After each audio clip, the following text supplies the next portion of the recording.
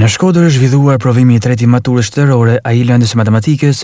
Në një prononcim për mediat, drejtori i zyres vendore të arsimit Shkodër Brisile Kadia bëri me dije se janë mbi 1400 nxënës që marrin pjesë në këtë provim, ndërsa 9 nxënës janë me aftësi ndryshe. Procesi është zhvilluar pas incident apo shkelje të konstatuar. Është në fakt një ndër provimet që ka peshën edhe rëndësinë më të madhe, sepse është lëndë eksakte.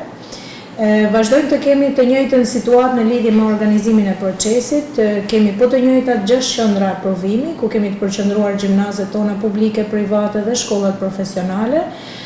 Sigurisht kemi bërë një përzierje të shkollave në lidhje me këto qendra. Asnjë nga shkollat nuk është e vendosur në vendin ku kanë ndjekur gjimnazin maturantët.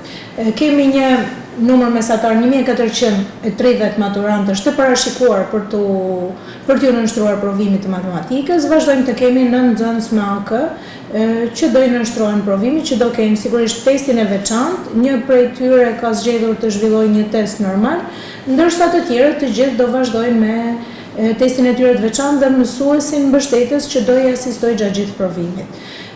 Në fakt është tashmë një proces që nuk ka patur probleme në organizim, që nga fillimi i hedhjes së shortit edhe deri në përfundim të shpërndarjes së gjitha materialeve deri në këtë moment që ne po flasim, që provimi ka filluar normalisht.